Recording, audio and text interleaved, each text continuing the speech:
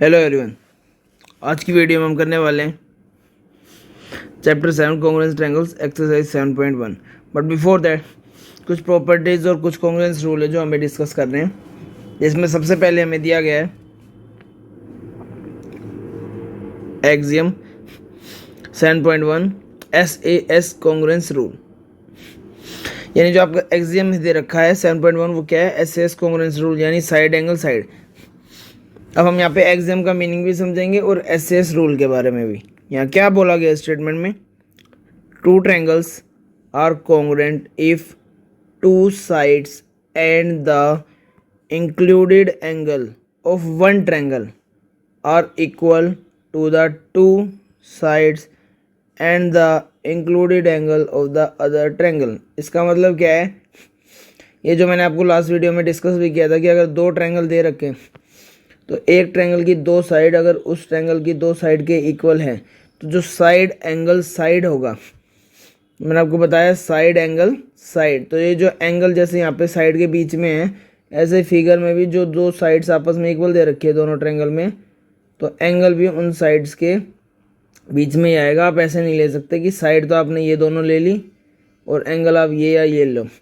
अगर side angle side लेना है तो जो दो साइड एक ट्रायंगल में आपने ली है, एंगल भी उन्हीं साइड्स के बीच में आएगा। और सेम तरीके से दूसरे ट्रायंगल में। तो side angle side congruence rule कहता है कि अगर किसी ट्रायंगल की दो साइड और उनके बीच का एंगल किसी दूसरे ट्रायंगल की दो साइड और उनके बीच के एंगल के इक्वल है तो वो दोनों ट्रायंगल क्या कहलाएंगे? कॉन्ग्रुएंट। अब जब बात करते हैं हम इस एक्सियम की SAS कॉन्ग्रुएंस रूल जो इसके प्रूफ की, तो यहाँ पे हमें एक चीज़ और बताई गई है, this result can't be proved with the help of previously known results and so it is accepted true as an axiom।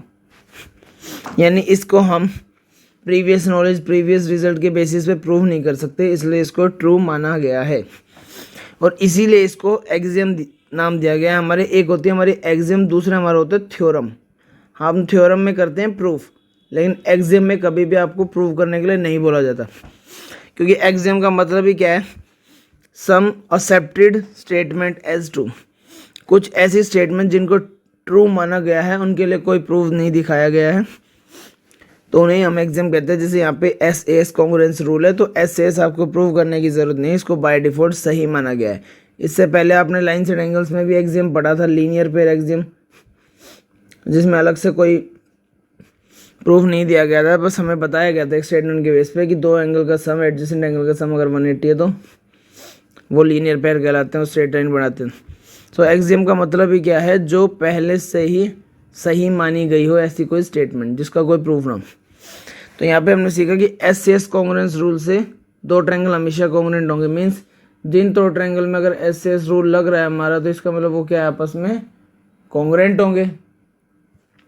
तो हम आगे देखते हैं।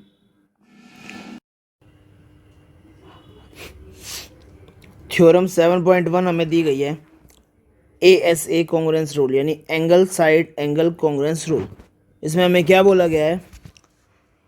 To triangles are congruent if two angles and the included side of one triangle are equal to the two angles and the included side of other triangle. Means एक triangle के दो angle और included side means उनके बीच की side किसी दूसरे triangle के दो एंगल और उसके बीच की इंक्लूडेड साइड के इक्वल है तो हम कह सकते हैं कि ट्रायंगल आपस में कॉन्ग्रुएंट है, अदरवाइज नहीं।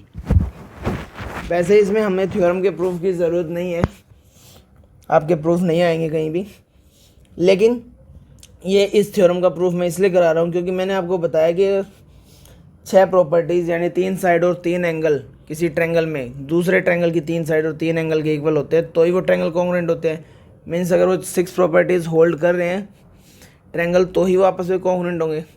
साथ ही मैंने आपको ये भी बताया कि ज़रूरी नहीं हम 6 की 6 प्रॉपर्टी ही करके दिखाएं, हम 3 प्रॉपर्टीज़ प्रूव करके दिखा देंगे तो भी वो ट्रायंगल कॉन्ग्रुएंट होंगे और बाकी 3 properties by default automatically proved मानी जाएंगी। जिसके लिए मैंने आपको 5 कॉन्ग्रुएंस रूल बताए थे, SAS, ASA, एंगल साइड और हमारा SSS और आर्चर।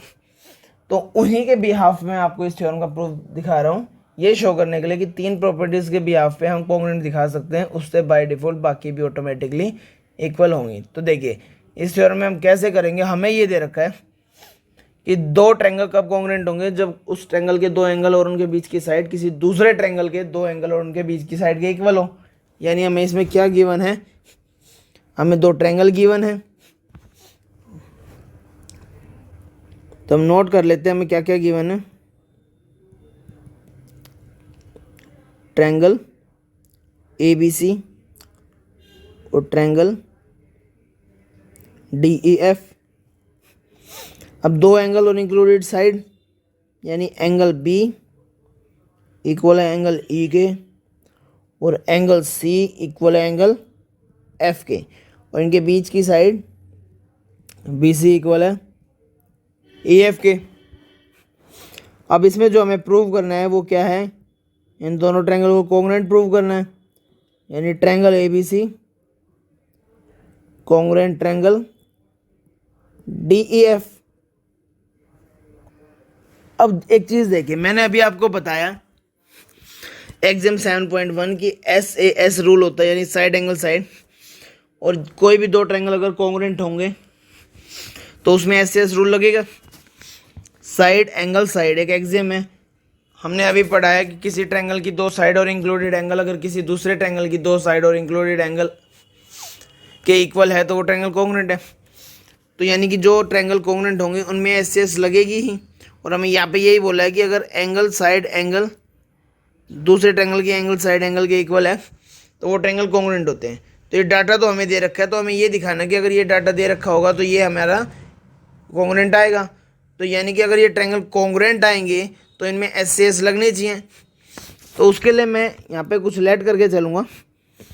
जैसे हमें दे रखा है ये एंगल इसके इक्वल, ये साइड इसके इक्वल, तो मैं इस ट्रायंगल में साइड एंगल साइड का फॉर्मेट बनाऊंगा।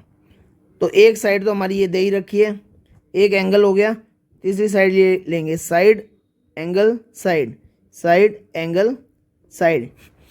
अब बात ये है, जो तीसरी साइड है AB और DE, हमें नहीं पता वो इक्वल है या नहीं। अब या तो AB और DE दोनों इक्वल होंगे, या दोनों में से AB ग्रेटर होगी, या दोनों में से DE ग्रेटर होगी, यानी तीन केस बनेंगे हमारे। तो हम बारी बारी से तीनों केस प्रूव करके दिखाएंगे। तो केस फर्स्ट में हमने मान लिया कि ये दोनों इक्वल है, लेके चलेंगे हम SAS क्राइटेरिया, क्योंकि SAS एक्सियम के बेस पे हम थ्योरम्स को प्रूव करके दिखाएंगे।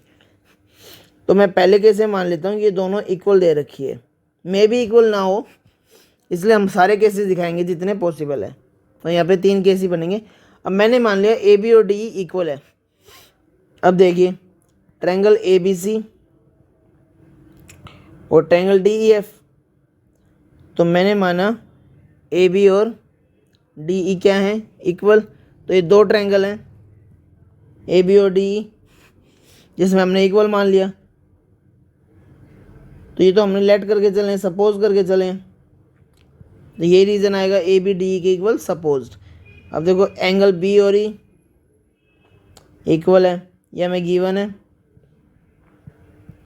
और तीसरा BC EF के इक्वल है, ये भी हमें गिवन है।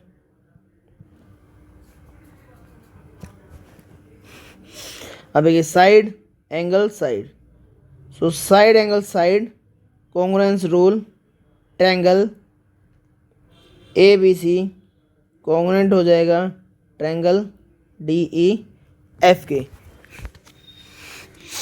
अब देखिए, अब मैंने माना AB और DE अगर इक्वल हैं तो साइड एंगल साइड से दोनों ट्रायंगल कॉन्ग्रुएंट हो जाएंगे। और अगर दोनों मैंने एक चीज़ आपको ये भी बताई, कोई भी ट्रायंगल अगर कॉन्ग्रुएंट है इसका मतलब बाय डिफ़ॉल्ट उसमें SAS क्राइटेरिया लगा हुआ है पहले से ही। तो वो SAS फॉर्मेट दिखाने के लिए मैंने AB को DE के इक्वल लेट किया और SAS से ट्रायंगल कॉन्ग्रुएंट किया। अब अगर मैं ये प्रूव कर देता हूँ कि AB और DE इक्वल होंगे तो ये ट्रायंगल कॉन्ग्रुएंट आ सकता है, अदरवाइज कॉन्ग्रुएंट नहीं हो सकता। तो इसका मतलब हमारा सिर्फ फर्स्ट केस सही होगा, और फर्स्ट केस हमारा सही होगा तो मीन्स एंगल साइड एंगल के बेस पे ट्रायंगल कॉन्ग्रुएंट। तो पहले हम देख लेते हैं, हमारा केस फर्स्ट था, ये खत्म हो गया। अब सेकंड केस देखते हैं। सेकंड केस हमारा क्या बनेगा, देखिए पहले में हमने माना कि दोनों इक्वल हैं, तो सेकंड केस क्या बनेगा, अगर इक्वल नहीं है तो या तो AB बड़ा होगा या DE। तो सेकंड केस में मैंने माना कि ए बी डी ई से बड़ा है, जो ए बी है डी ई से बड़ा। अब एक बात समझ के चलो, अगर ये लाइन जो है डी ई से बड़ी है, लाइक डी ई अगर 7 सेंटीमीटर है, ए बी 10 होगा। मान लेता हूँ डी ई अगर 7 सेंटीमीटर है तो ए बी 10 होगा। तो इसका मतलब मैं अगर बी पॉइंट से मेजर करके चलूँ तो कोई पॉइंट ऐसा आएगा जहाँ तक 7 सेंटीमीटर बन रहा होगा। अगर यहाँ तक पूरा 10 है तो 7 कहीं पहले ही बनेगा, जो कि डी के इक्वल होगा। तो मैंने मान लिया ए बी डी से बड़ा है। इसका मतलब ए बी पे कोई पॉइंट तो ऐसा आएगा जो बी से लेके उस पॉइंट तक का डिस्टेंस डी के इक्वल आए। तो अगर ए बी डी से बड़ा है तो हमें कोई पॉइंट लेना पड़ेगा ए बी के ऊपर, जिससे कि वो डी के इक्वल हो जाए। So let A B greater than D, और आगे हम लिखेंगे we take a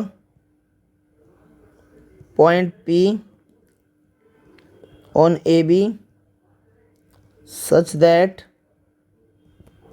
BP equals to DE। तो अगर DE छोटा है AB से तो DE के इक्वल कोई डिस्टेंस तो होगा AB पे, तो वो डिस्टेंस क्या होगा BP। अब आगे देखो हम क्या करेंगे, इनको ज्वाइन कर देंगे।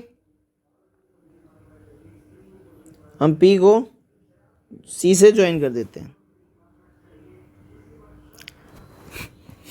अब जो दो ट्रायंगल बने, in triangle PBC and triangle DEF, ये दो ट्रायंगल आ गए। अब इन दोनों ट्रायंगल को हम कॉन्ग्रुएंट दिखाएंगे।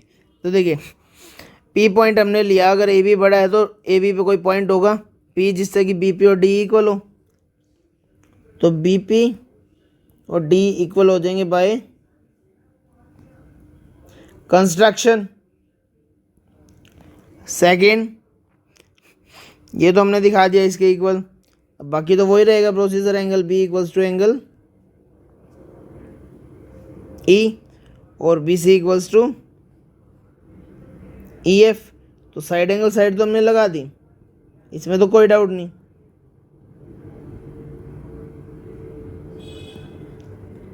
सो side angle side congruence rule से ट्रायंगल हमने कॉन्ग्रुएंट कर दिया। अब किसी को ये डाउट हो कि सर आपने फर्स्ट में भी किया और इसमें भी ऐसे ऐसे कॉन्ग्रुएंट हो गया। तो फर्स्ट में किया था हमने कंप्लीट ABC और DEF को, और इसमें हमने PBC और DEF लिया। अब देखिए हम कैसे इसको रॉन्ग प्रूव करेंगे। अगर PBC DEF के इक्वल है तो मैंने आपको बताया था कि अगर दो ट्रायंगल कॉन्ग्रुएंट होंगे तो उनके कोरस्पॉन्डिंग पार्ट्स इक्वल होंगे।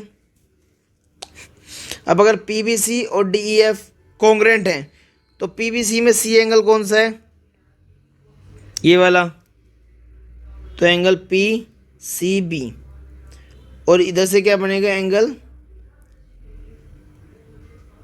DFE यानी ये वाला, ये आपस में इक्वल हो जाएंगे।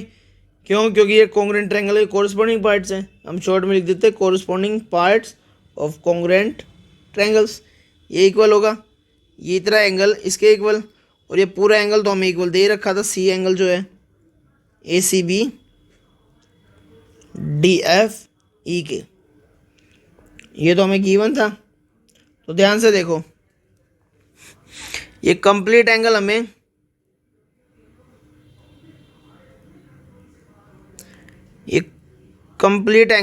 इसके इक्वल गिवन था, और सिर्फ इतना एंगल PCB ये हमने इस कंप्लीट के इक्वल दिखाया। तो ये दोनों भी आपस में इक्वल होंगे, यानी PCB DFE के इक्वल आया, और ACB भी DFE के इक्वल है, तो राइट साइड दोनों की इक्वल है, तो लेफ्ट भी होगी।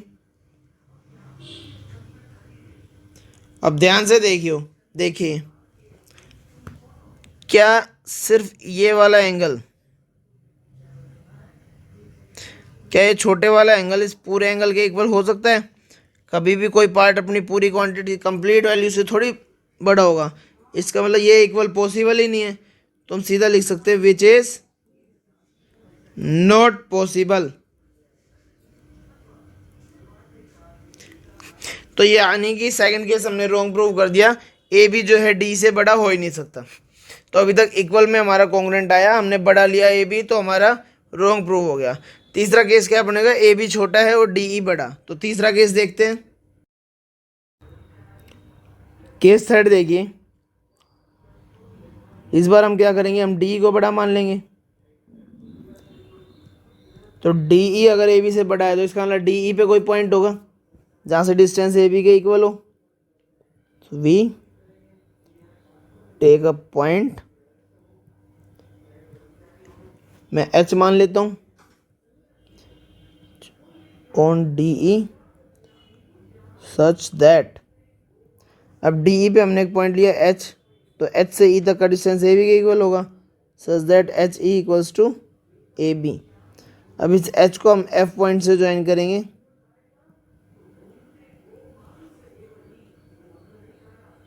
तो जो ट्रायंगल बनेगी यानी ए बी सी और ट्रायंगल एच ई एफ।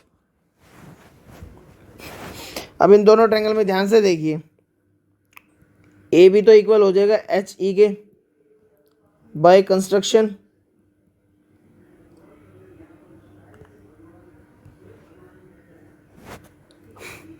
आगे तो वही है, एंगल बी इक्वल होगा angle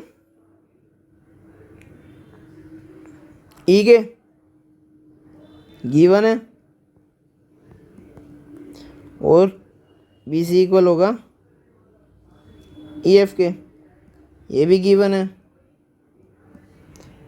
which implies triangle A B C congruent triangle H E F by S A S congruence rule. अब देखिए, ये ट्रायंगल और ये ट्रायंगल कॉन्ग्रुएंट हो गए, इसका मतलब ये वाला एंगल और ये वाला एंगल सीपीसीटी से इक्वल, यानी कि एंगल ए सी बी और एंगल एच एफ ई और angle A C B D F E के इक्वल दे ही रखा है, विच एम्प्लाइज दोनों में ए सी बी कॉमन है, तो एंगल एच एफ ई